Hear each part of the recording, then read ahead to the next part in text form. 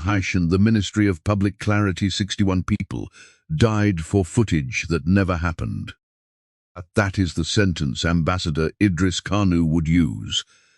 Years later, whenever someone asked him where the whole affair began. Not with a treaty, not with a vote, with a lie so well made that for 6 days an entire species believed it.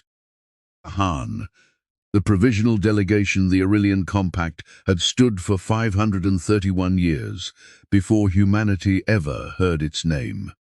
31 species sat inside the Concordance Hall by the time Earth was found, a slow, careful confederation built on one founding principle, a resolution only passed when its evidence could be corroborated by at least 3 independent sources. Was, by every account, the reason the compact had never fractured into war. Order was not a preference. Order was the architecture holding 31 civilizations together across 9,000 light years. Humanity joined 19 years ago, not as an equal, as a provisional delegation, seated in the outer ring of the Concordance Hall, 3 tiers below the voting floor, granted speaking rights but not binding ones. The reasoning had been delivered gently, almost kindly, by the Compact's senior arbiters. Humans kept inconsistent records. Human testimony, across 100 recorded disputes in humanity's own history, contradicted itself with unsettling regularity. Not from malice, arbiters were careful to say, but from a species-wide relationship with memory that the Compact's verification systems were not built to trust. It was not an unreasonable position. That was the maddening part. In humanity's 6th year of membership, during a border dispute over a mining concession, 3 human witnesses had given 3 different accounts of the same negotiation. All sincerely believed, all incompatible. The Compact's arbiters had watched this happen and quietly filed it away as data. Humans were not liars. Humans were simply unreliable narrators of their own history.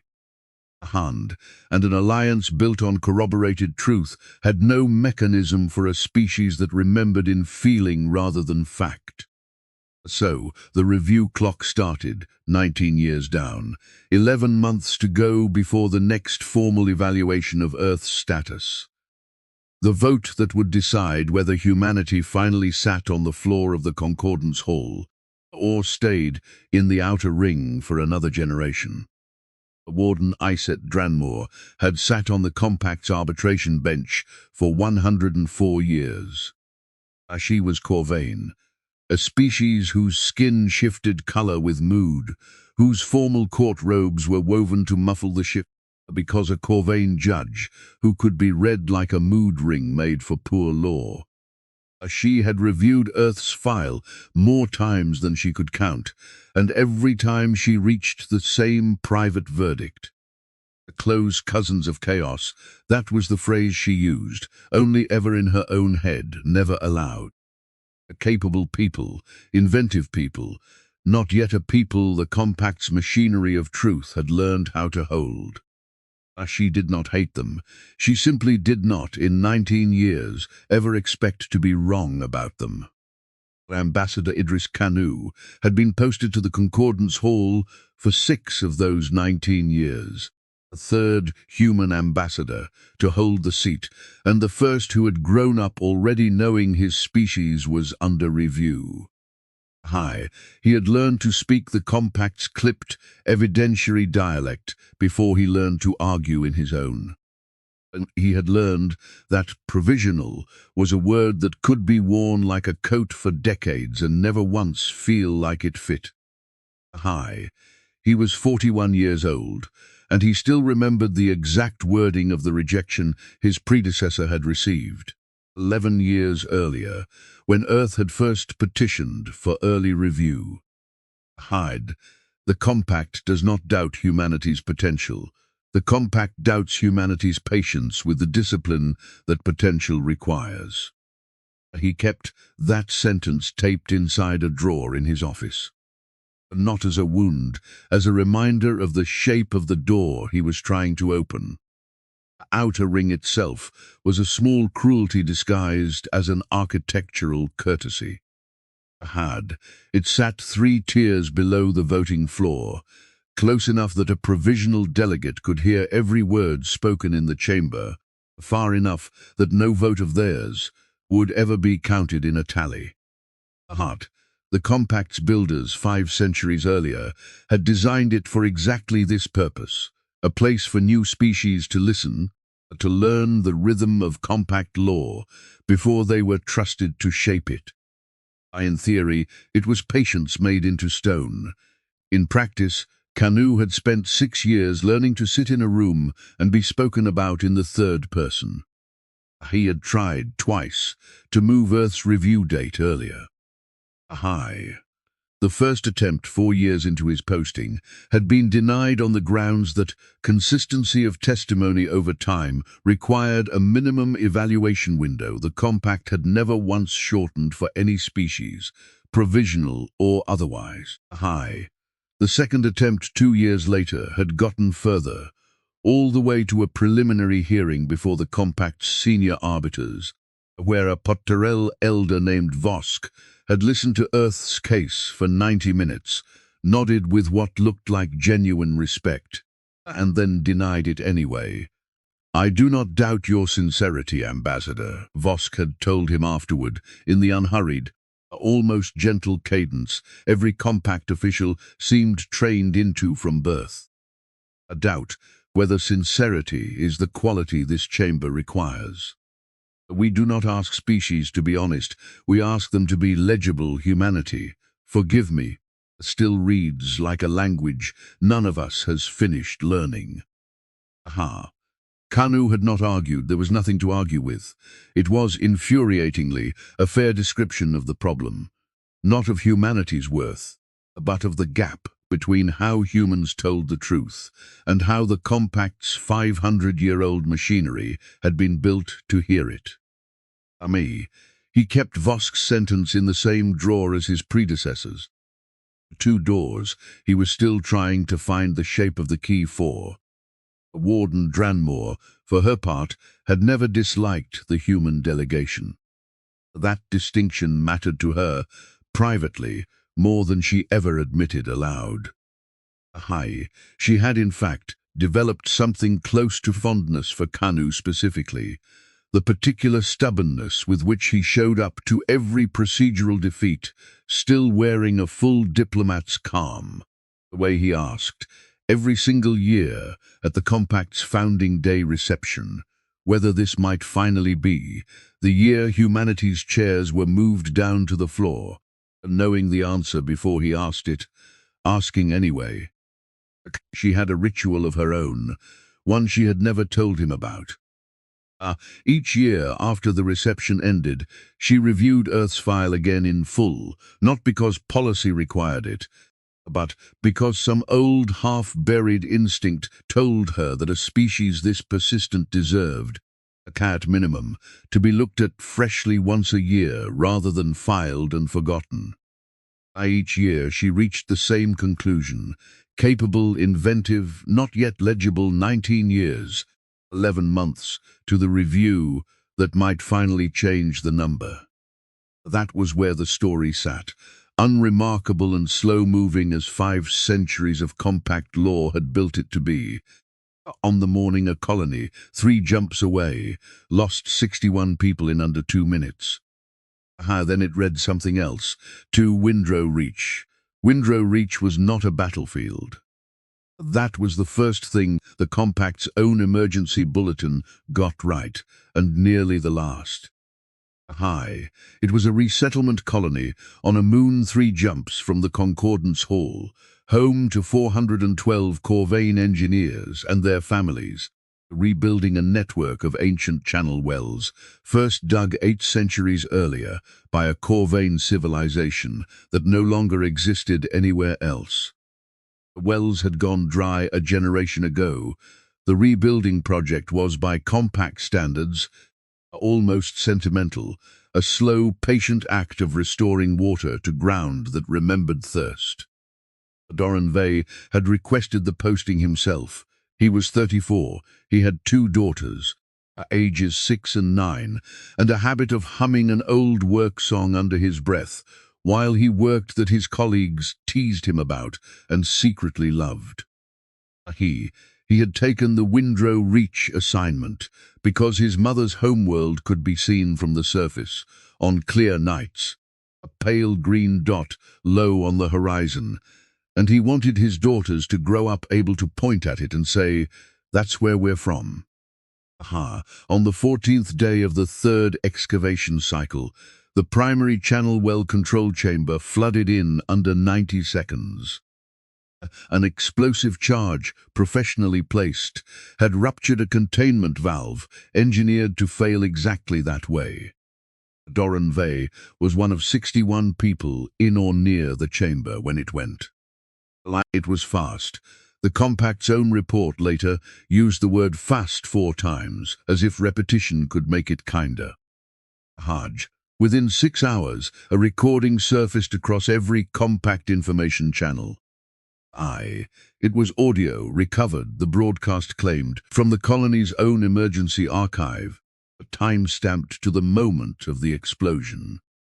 A voice, human male, giving what the transcript rendered as a detonation order. The voice was calm, administrative. It gave coordinates. It confirmed a countdown. It sounded, more than anything, like someone reading a checklist. Procedural suspension of the Terran Assembly's voting privileges is recommended, effective immediately, pending forensic review, read the official statement from the Compact's Evidentiary Council, delivered 22 hours after the attack by a mid-tier registrar named Kalfa Sten. The Council extends its sympathies to the Curvain delegation and to all species affected by this breach of compact trust. Sympathy offered in the same paragraph as suspicion, grief, filed and cross-referenced. It was the coldest kind of violence the compact had a form for, not cruelty, but procedure, moving forward on schedule, indifferent to what it had just run over. Nobody, in those first 6 days, thought to ask why a colony of engineers restoring an 8th-century-old irrigation system would be worth sabotaging by anyone at all.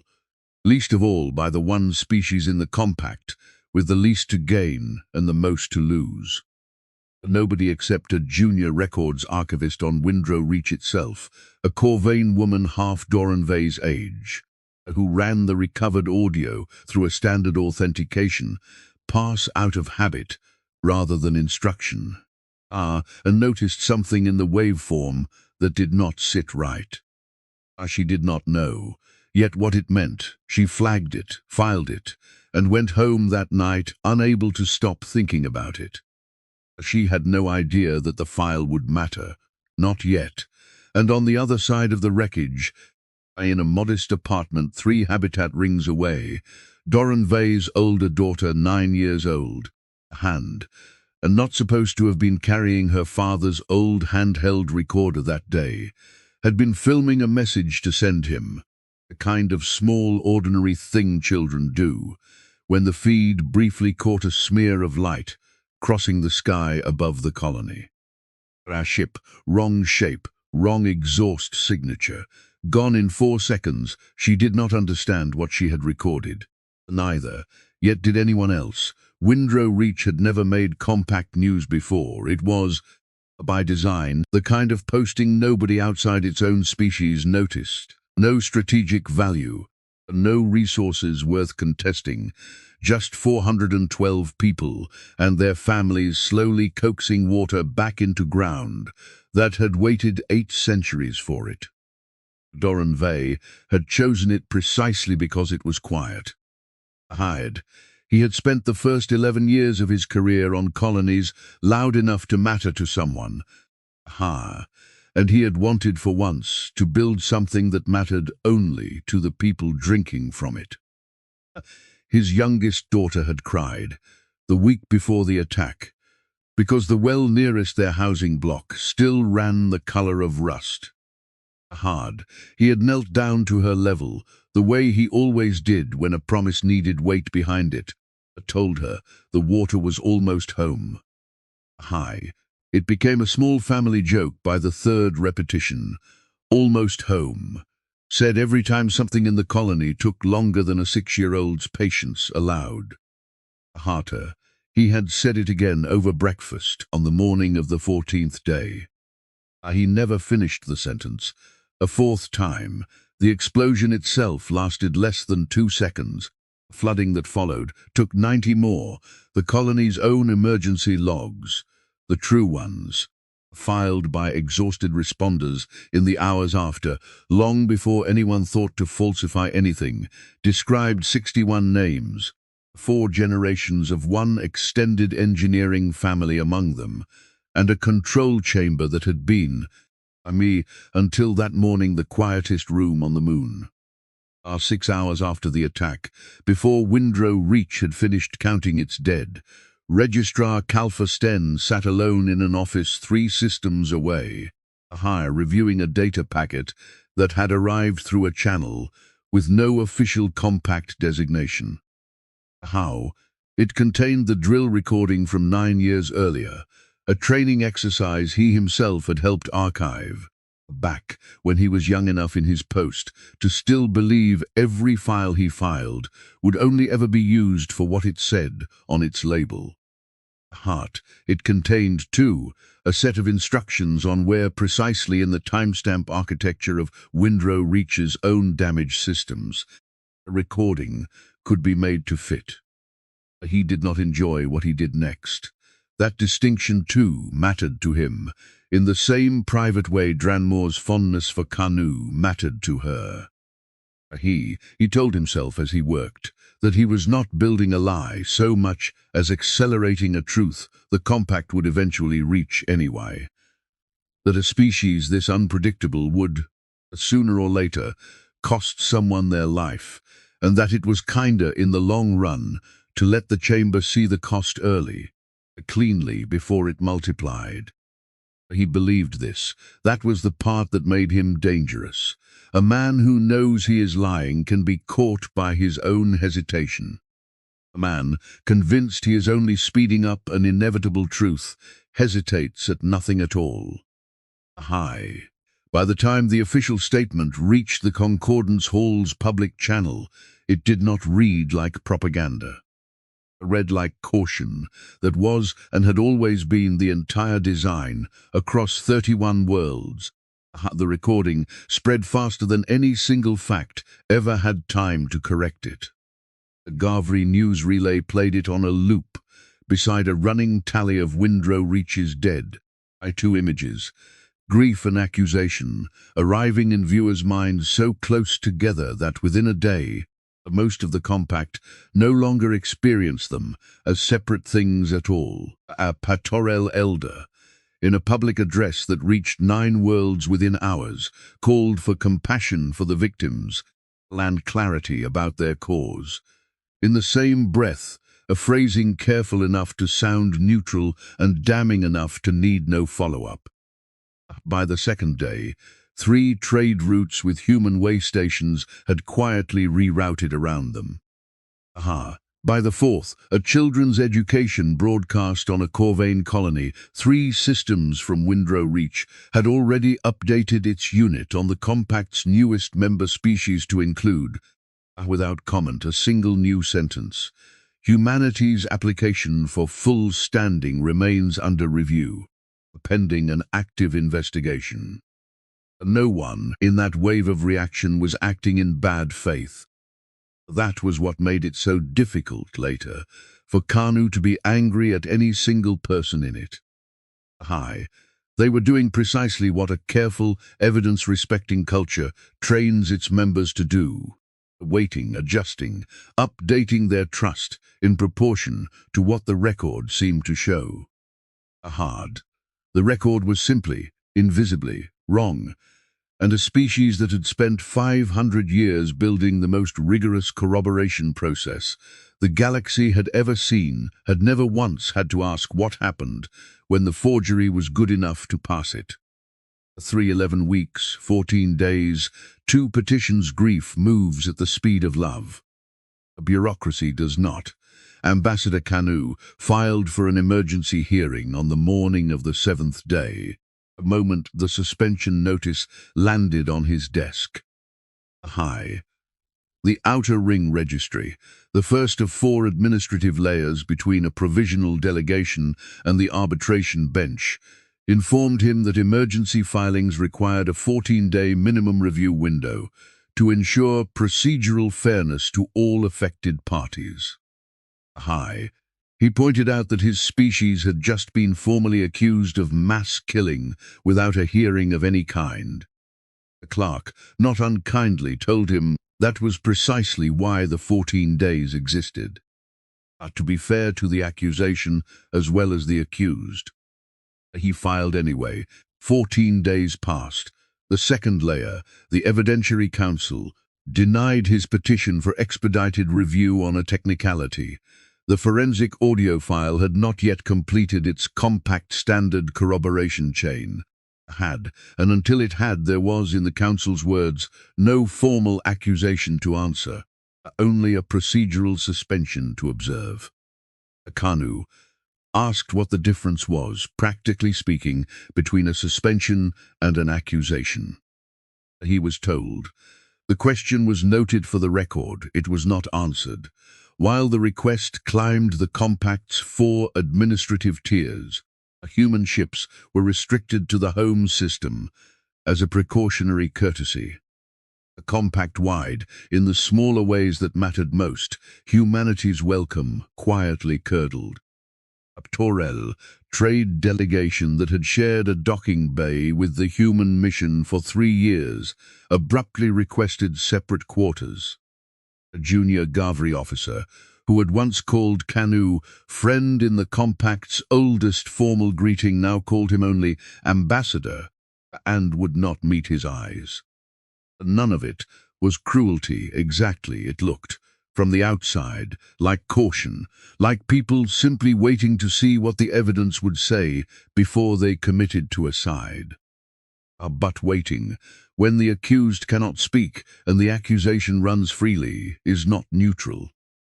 It only feels that way to the people who are not the ones waiting. Registrar Kalfa Sten guided the investigation with what looked to every outside observer like scrupulous fairness. He briefed the Corvain delegation twice weekly. He answered questions from a dozen species press attaché with patient, careful language, always circling back to the same phrase. The compact does not rush toward conclusions, however painful the wait. He was, by every visible measure, a model administrator, the kind of official the compact's whole architecture of order was built to produce. What almost no one in the Concordance Hall knew was that Kalfa Sten had not always served the compact. 2 generations earlier, his birth world had spent 11 years inside a war caused, by his family's own account, drilled into him since childhood, by a single faction's refusal to submit to any shared authority, any shared truth. 500,000 dead, his grandmother had died in it. He had grown up being told in the specific, aching language grief teaches a family that unpredictability was not a virtue. Unpredictability was the beginning of every catastrophe his bloodline had ever survived.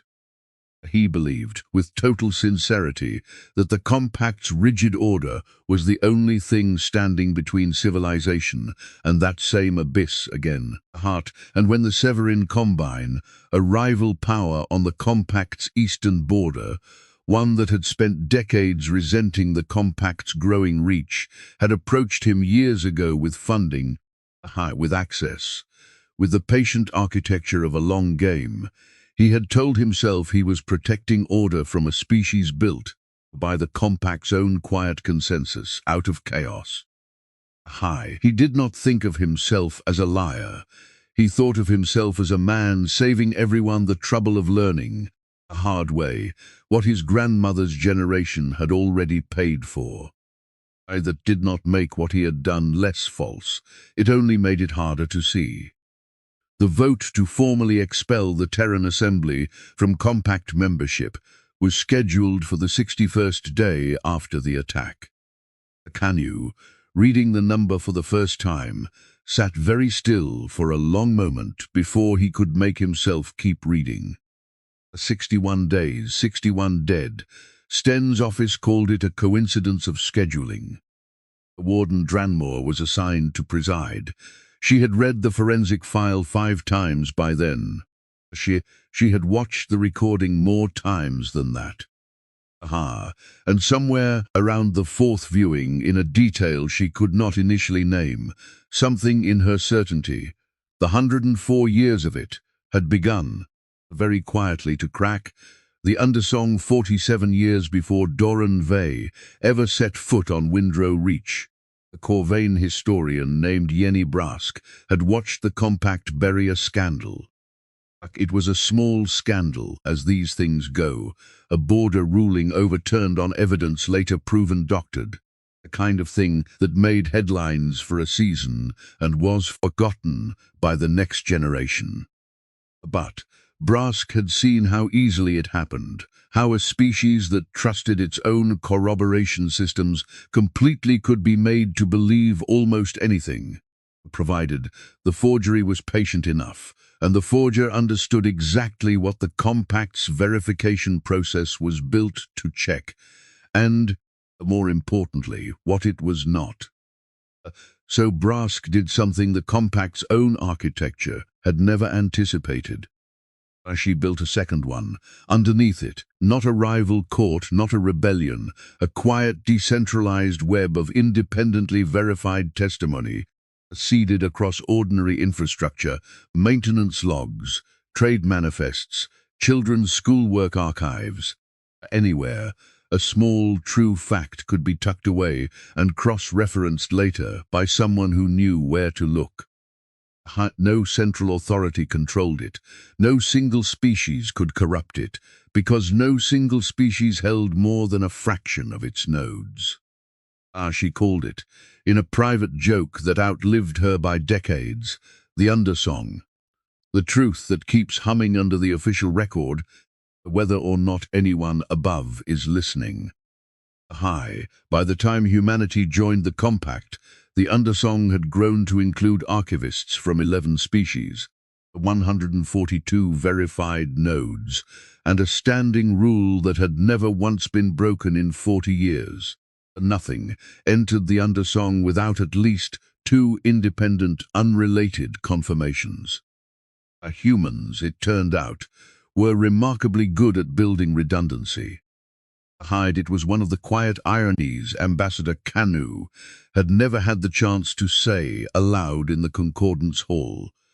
The very unreliability the Compact distrusted in human testimony had made human engineers unusually gifted at designing systems that did not depend on any single voice being right. In 6 years, the human mission had quietly contributed 19 new nodes to the undersong, mostly without official sanction, simply because a handful of human archivists had found the project and recognized immediately what it was for. It was through one of those nodes, an ordinary maintenance log on Windrow Reach, backed up automatically to an undersong relay before anyone official ever touched it, that the junior Corvain archivist's flagged waveform reached someone who understood what she was looking at. The audio recording, used to accuse humanity, had not been recorded during the attack. It was a training simulation recorded 9 years earlier during a Compact-wide emergency response drill, a human volunteer's voice calmly reading a scripted countdown for exercise purposes, filed and forgotten in an archive most people did not know existed. Someone had lifted it, stripped its original timestamp, and layered it beneath the real recovered audio from Windrow Reach, so precisely that it passed every standard corroboration check the Compact systems were built to run. Every check except one. The Undersong's redundancy protocol compared waveform harmonics against independently stored acoustic signatures from the original drill, a check the forger had never known to account for. High, because it had never occurred to the Severin Combine that anyone outside the Compact's official record kept records of their own. Marshal Owen Resser, a Gavry officer who had served 3 tours alongside human crews and never once called Kanu anything but friend. Even in the 6 weeks everyone else stopped, ran an independent trace of her own.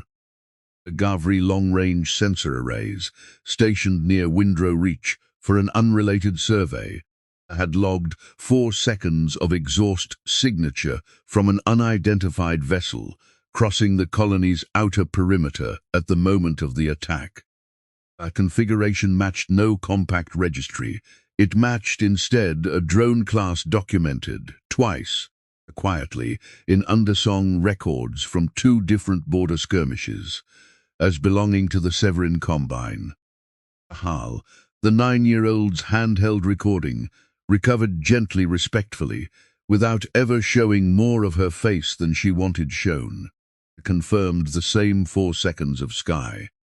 The warden, Dranmore, received all 3 pieces within the same week, routed to her privately through an Undersong contact she had not known existed until the message arrived. She read them at her desk, alone at an hour when her court robes were off and her skin, for once, was allowed to show exactly what she felt. What she felt was shame, not for the vote she had not yet cast. For the 104 years she had spent trusting a system so completely that she had never once asked what it could not see. Brask had not lived to see how large her small rebellion would grow. She had died 11 years after founding it, still arguing in her final published paper that a truth network's strength was measured not by how much it knew, but by how many unrelated hands had to agree before it believed anything at all. Heart, the Undersong's founding rule, nothing entered without 2 independent, unconnected confirmations, had been hers, drafted in the margins of the very scandal that convinced her the Compact's official architecture could be fooled by anyone patient enough to understand its blind spots. 47 years on, the Undersong had outgrown every intention Brask ever stated for it. It lived in maintenance logs, in schoolwork archives, in the kind of infrastructure so unremarkable no forger ever thought to falsify it, because no forger imagined anyone would think to check. 11 species held pieces of it. No single species held enough pieces to corrupt it. It had never been officially sanctioned by the Compact, and had never in 47 years needed to be, because it had never once needed the Compact's permission to be true. The junior Corvain archivist who first flagged the Windrow Reach recording did not know, when she filed her authentication report to the ordinary maintenance log, that she was feeding it directly into something 47 years older than she was. Hano. She only knew that the waveform's harmonic signature did not match what standard forensic tools expected from a live recording taken in a flooding chamber, a discrepancy so small that the Compact's official corroboration process, built to check for tampering, had no protocol built to check for ruse. Haumond, the Undersong's older, stranger redundancy, cross-referencing acoustic fingerprints against every archived recording the network held, regardless of official relevance, caught what the newer system never thought to look for. It took the network 6 days to trace the match, 6 days of quiet cross-referencing across nodes on 4 different worlds. Permanent, none of them aware of what the others had found until the pattern completed itself. When it did, it surfaced not as an alert, not as an accusation, but as a single-flagged discrepancy routed through channels that predated the Compact's own founding charter. to Warden Dranmore's private terminal, one name among 11 who had, over 4 decades, quietly earned trusted standing within the network, without ever formally being told it existed. The junior archivist's name was Rena Kell, and she was 26 years old, 3 years into her first posting. And had spent most of the 6 days after her discovery convinced she had made a mistake somewhere in her own analysis, because the alternative was too large to hold. She ran the waveform comparison 4 separate times on 4 separate days, half hoping each time that the discrepancy would resolve itself into an explainable artifact of the flooding, failing equipment, anything ordinary. It never did. On the 5th day, she stopped hoping for an ordinary explanation and started, quietly, terrifiedly, looking for who else might already know. It was an older colleague, a maintenance engineer who had worked with her uncle before she was born, and who happened, without ever having told her directly, to be one of the Undersong's 11 trusted archivists, who noticed her running the same file over and over, asked what was wrong, and after hearing her describe it, said only, "File it the long way." "Hold way. I'll show you where." She had never heard of the Undersong before that afternoon. She has never since filed anything the short way again. Marshal Owen Ressa's contribution came from a different direction entirely, and very nearly did not happen at all. The Gavri survey array stationed near Windrow Reach had been there for an unrelated mapping project. Its logs routinely purged after 30 days to conserve storage. A purge that would have erased the only independent sensor record of the attacking vessel, had Ressa not, on a hunch she could not fully explain even to herself, requested a manual archive of the array's raw feed the day after the attack. Simply because something about the official narrative's tidiness had unsettled her. 4 seconds of exhaust signature she found matched no registry the compact maintained. It matched instead a drone configuration documented twice before in Undersong records, once from a border skirmish 9 years earlier, once from an unrelated trade dispute 6 years after that, both times attributed, quietly, to a power the compact had never formally accused of anything. The Sekeverin Combine, a rival authority on the compact's eastern border that had spent 3 decades resenting the reach of an alliance, it was never invited to join. Doran Vey's daughter's recording reached the network last, and almost did not reach it at all. It was her mother, going through the girl's handheld device weeks after the funeral, hunting for nothing in particular, who noticed the 4 seconds of wrong sky and did not know what she was looking at either. Only that it did not match anything in the colony's official account of what had happened that day. She brought it, hesitantly, to the same junior archivist who had flagged the waveform, because the two of them had grown close in the strange, quiet way grief makes neighbors of near strangers. The archivist recognized the ship's silhouette immediately. 3 pieces, 3 unconnected hands, exactly the standard Brask had written into the network's founding rule, 47 years before any of the 3 people who found them had been born. Warden Dranmore received all 3 within the same week, routed to her privately through an Undersong contact she had not known existed until the message arrived. She read them at her desk alone at an hour when her court robes were off and her skin, for once, was allowed to show exactly what she felt. What she felt was shame, not for the vote she had not yet cast.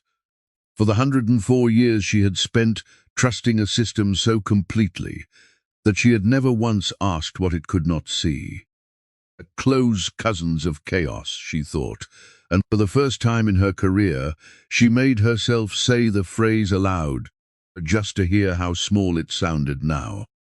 Heartworthy. Between the 7th day and the 61st, Kanu learned the precise architecture of a system designed to be fair to everyone equally, which was not, he discovered, the same thing as being fair. Outer Ring Registry's 14-day window expired on the 21st day.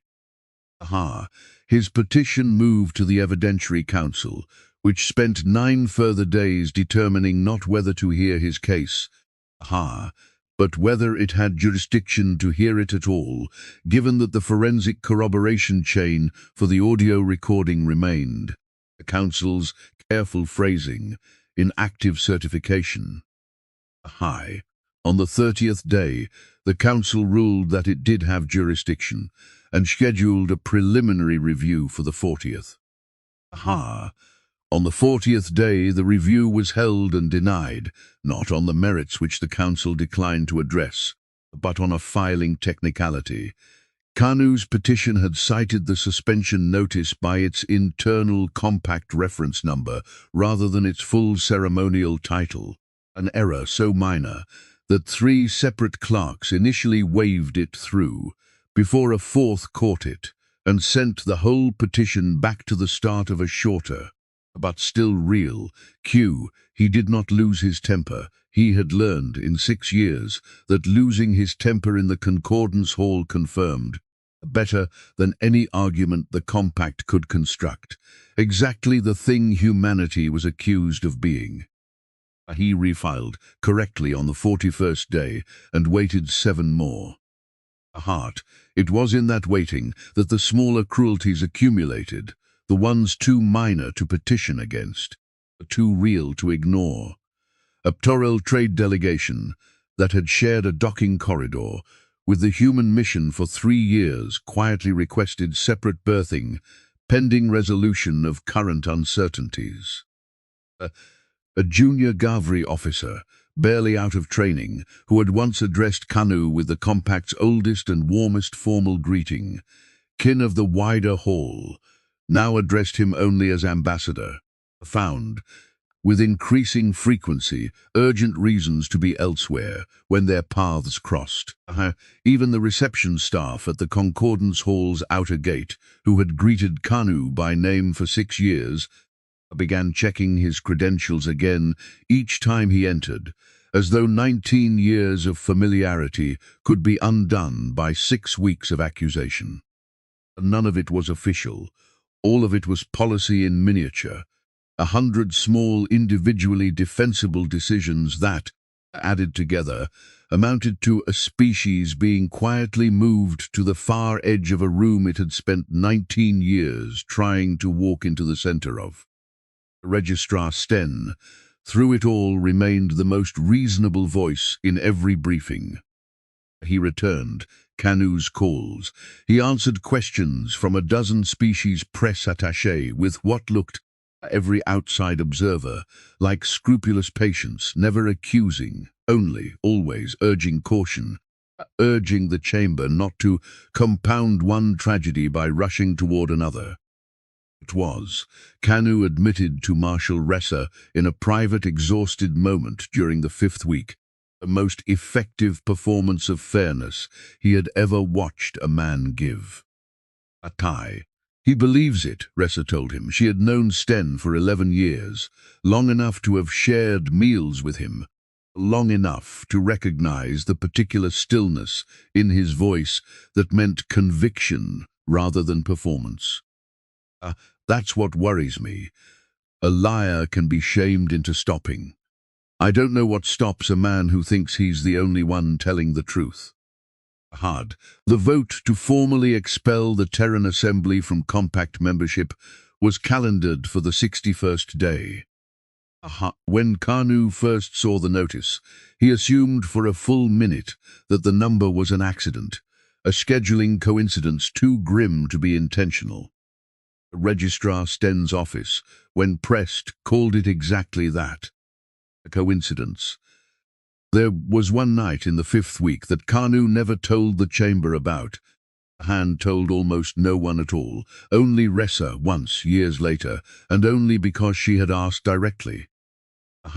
He had returned to the small human mission quarters after the 40th day denial, closed the door, calm, and found that the calm he had worn through 6 years of provisional status and 6 weeks of accusation simply would not hold any longer. He sat on the floor of his own office, in the dark, with his predecessor's taped-up sentence, and Elder Vosk's a few centimeters apart in the same drawer, and allowed himself for perhaps 20 minutes to be exactly as frightened as he had been pretending not to be in every hearing since the 7th day. Frightened not of losing an argument, but of watching an entire species be defined permanently by a lie it never had the chance to answer, before the world had already decided it was true. No one saw it. He made certain of that.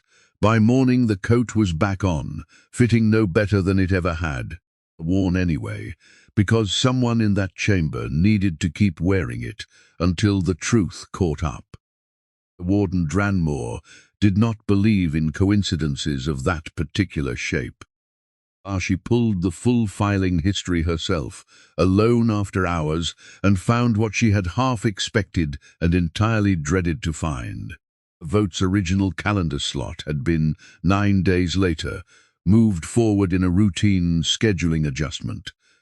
Sten's office had authority to make unilaterally, filed so quietly it would never have drawn attention from anyone who was not by then already looking for a reason to distrust the timeline. 9 days, just enough to close the window before an unfinished verification could complete. She did not sleep that night. In the morning she requested an emergency session of her own, 6 hours before Registrar Sten's scheduled expulsion vote. What the chamber heard, the vote to expel the Terran Assembly, had been scheduled with unusual speed. Warden Dranmore's own review of the filing timeline, run at 4 in the morning with hands that would not quite stay still, found the reason. Registrar Sten had personally advanced the vote's filing date by 9 days.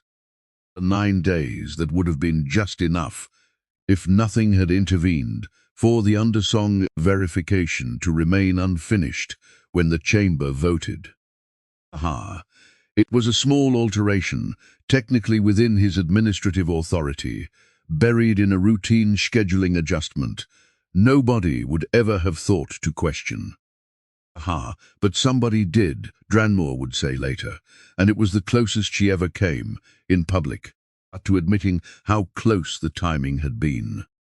The Concordance Hall was full when she called the session to order, 31 species, every tier of the amphitheater occupied, the outer ring included, for the first time in 19 years, granted the floor.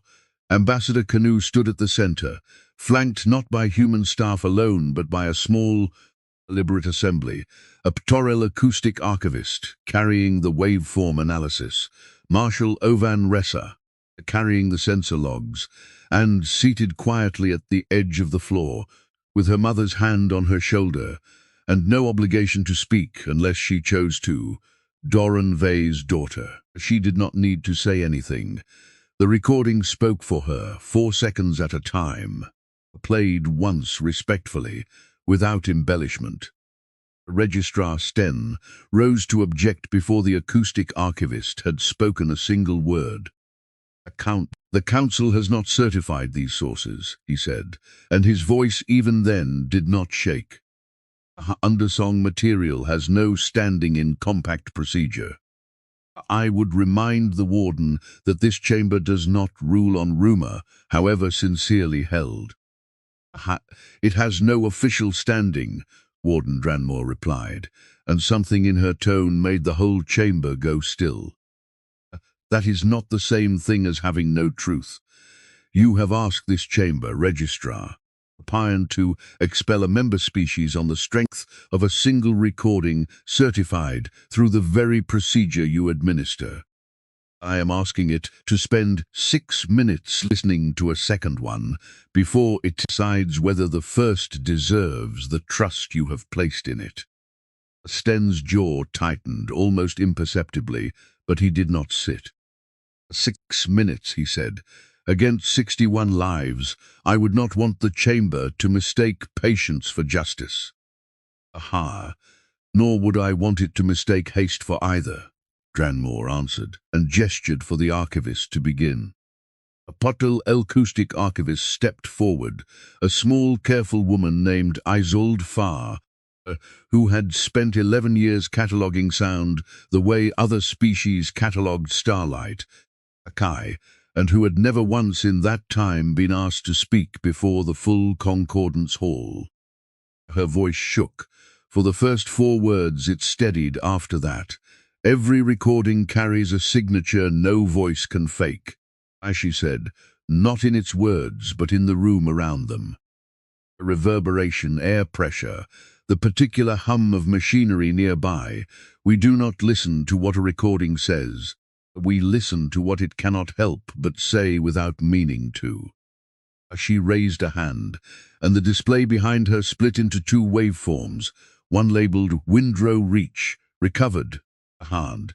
The other, after a pause long enough for the chamber to lean forward without quite meaning to, labeled Campact Emergency Drill Archive, 9 years prior.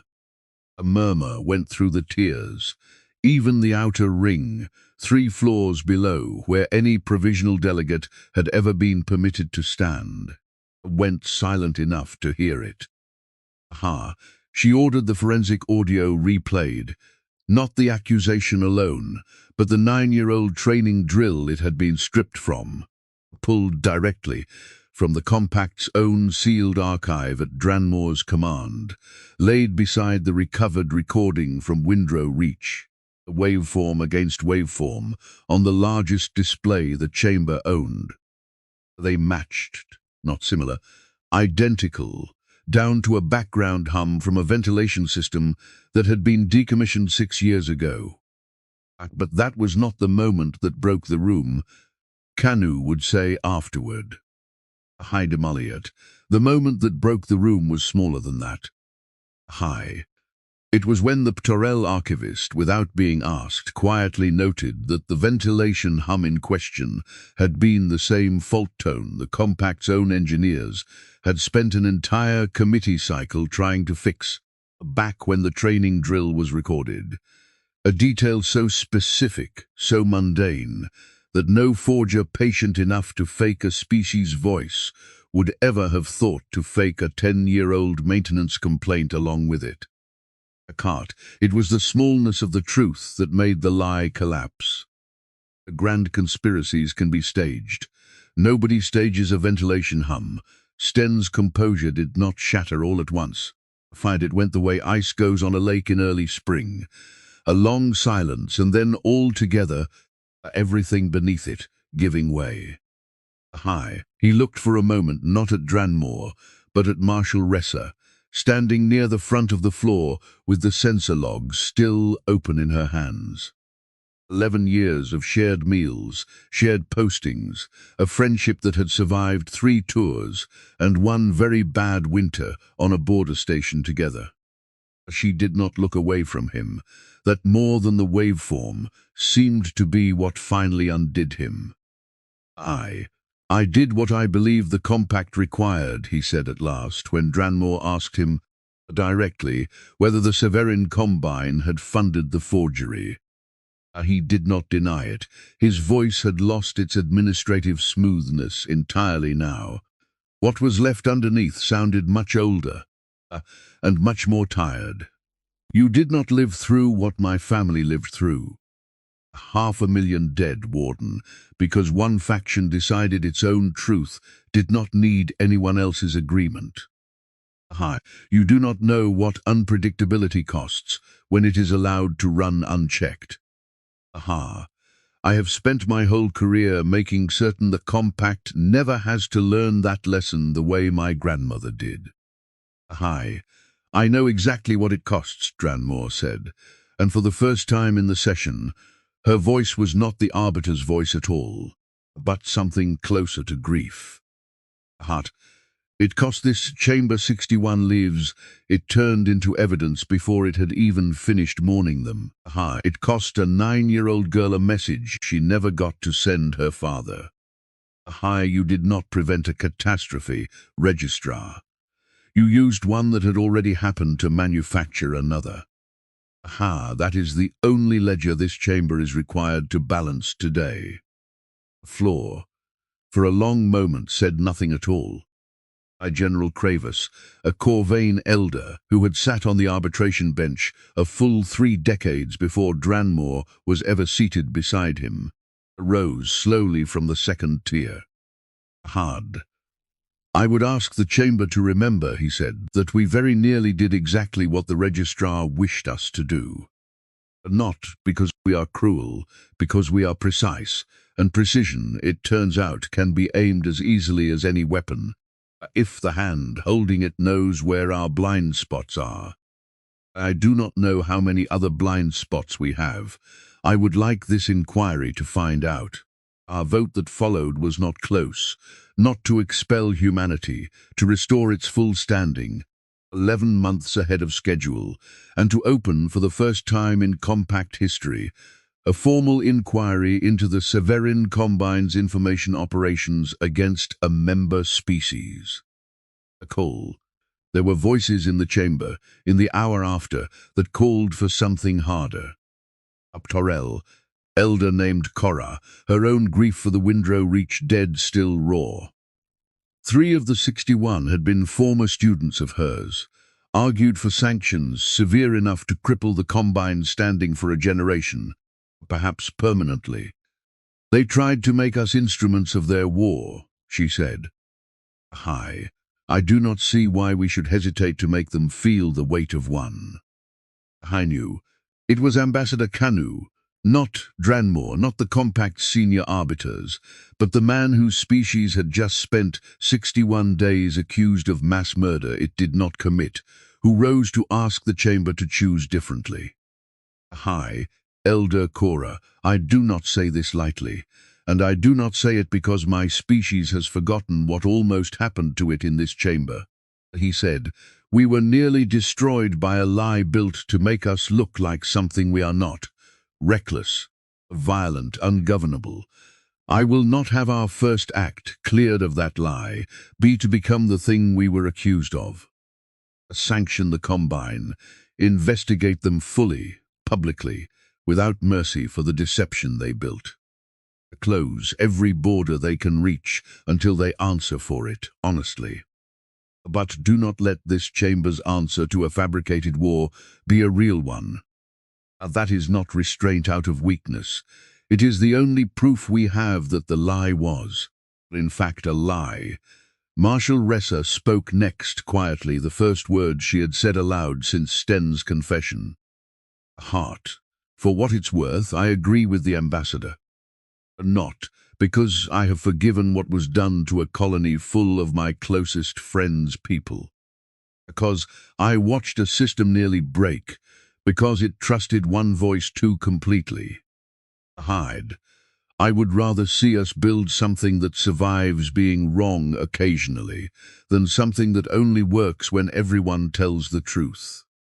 The Compact chose restraint, formal censure, a binding inquiry with full subpoena authority across every member world.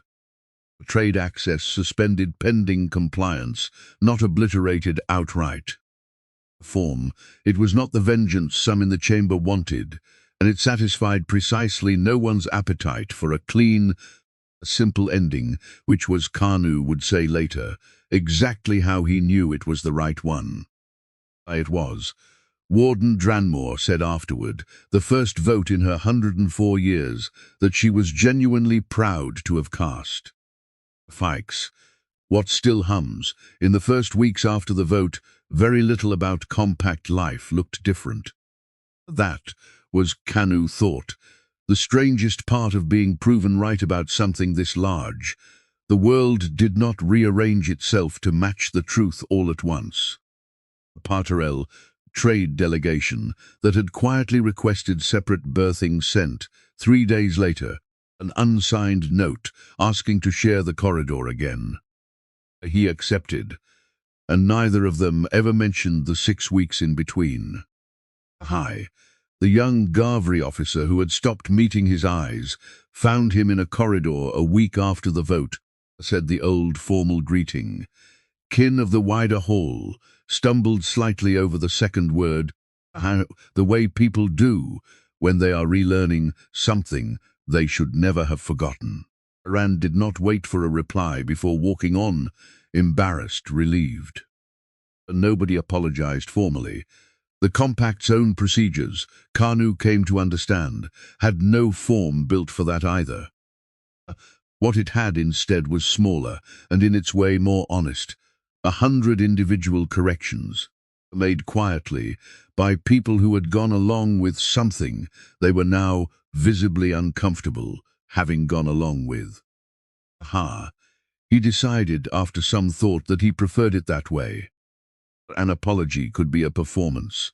A colleague relearning your name without being told to was not. Registrar Kalfa Sten was formally removed from his post within the week and held for the inquiry that followed, not by compact security alone, but at his own quiet request in the company of Marshal Ressa for the first interview, because he said he did not think he could bear to explain himself to a stranger. What?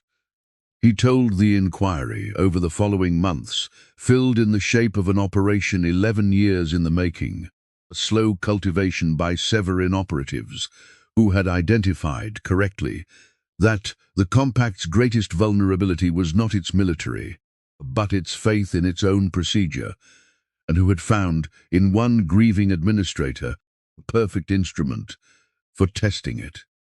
He was not the only one.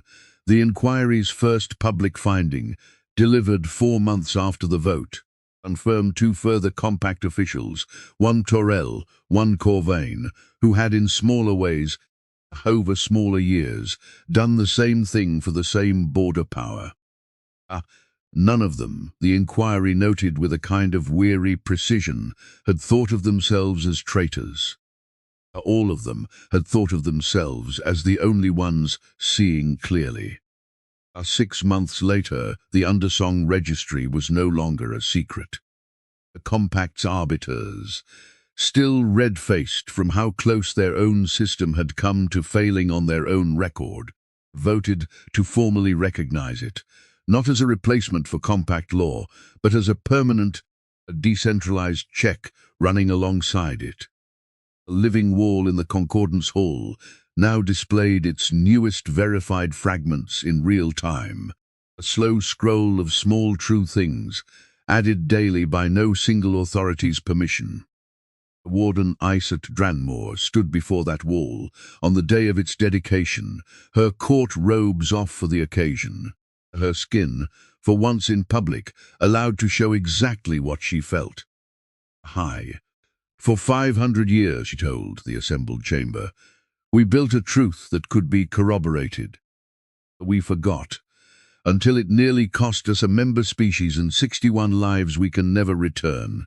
That truth does not need permission to be true. She let the silence hold before she said it again. The truth does not need permission, and a third time quieter, meant less for the chamber than for herself. The truth does not need permission. It was, Ambassador Kanu noted privately, the first compact motto in 3 centuries not coined by a Corvain elder in a formal drafting session, but by a Corvain judge who had spent a sleepless night, learning exactly how wrong she had been. Someone, in the chamber, an older Gavri archivist who had served on the Undersong's founding council for decades, remarked afterward that this was the second time in 4 years the compact had needed proof stronger than its own procedure to see the truth. The first had been the Von Tress affair, she said, when a young archivist half the chamber had never heard of before that week refused to let a memory be erased, and coined a phrase of her own that the compact had not entirely lived up to since.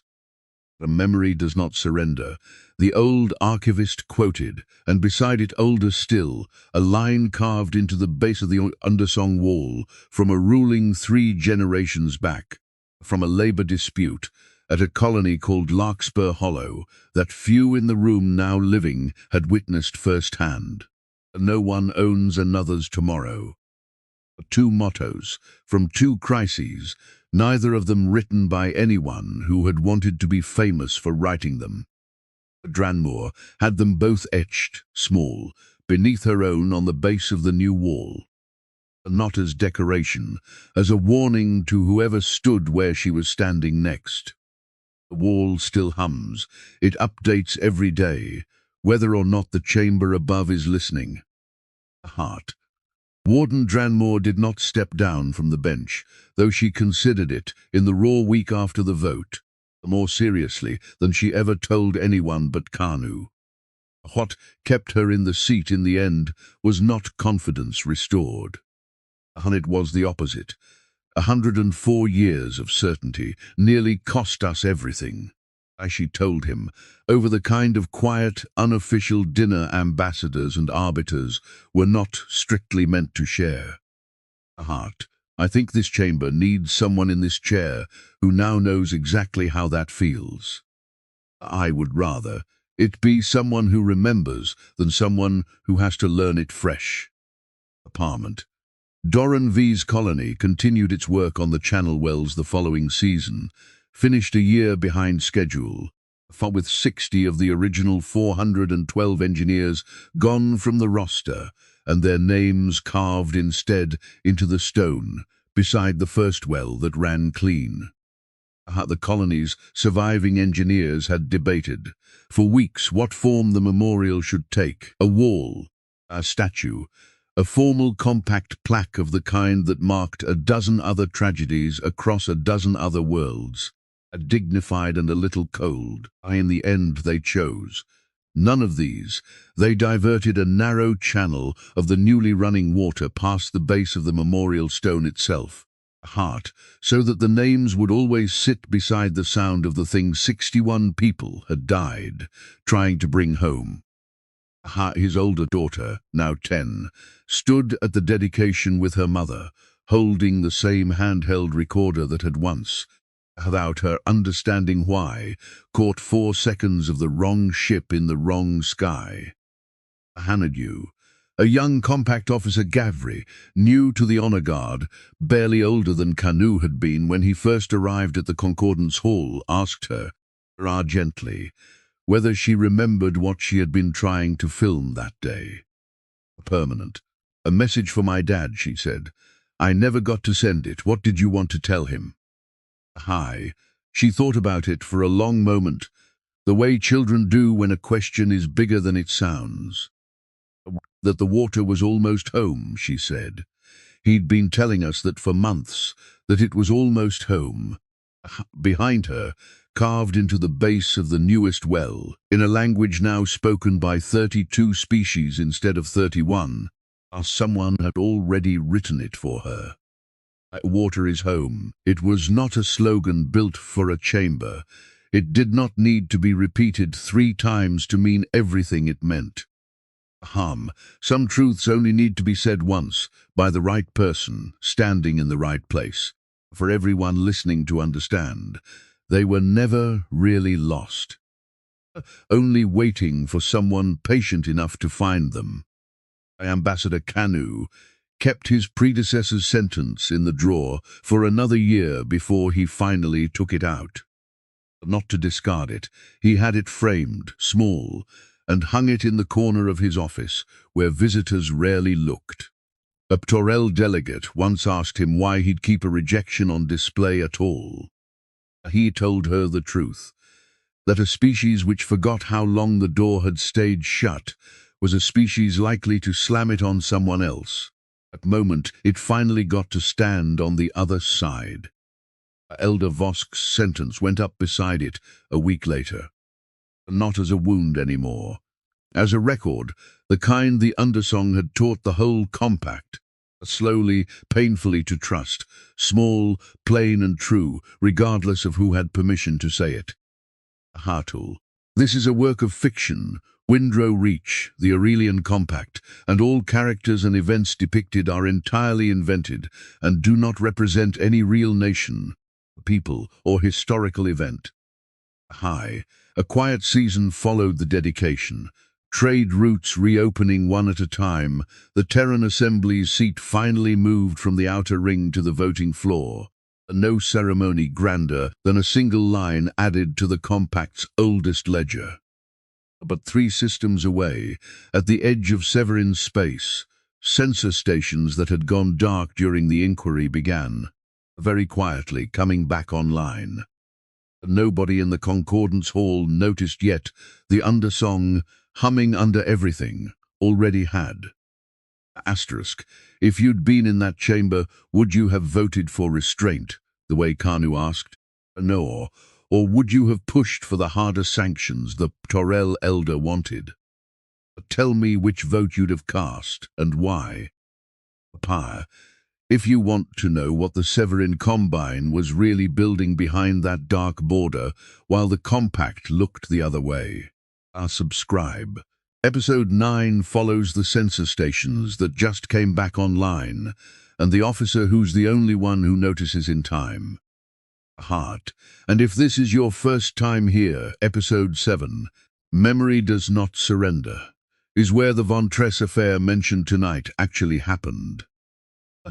Start there if you want the fuller picture of the Compact's long, uneven road to keeping its own promises.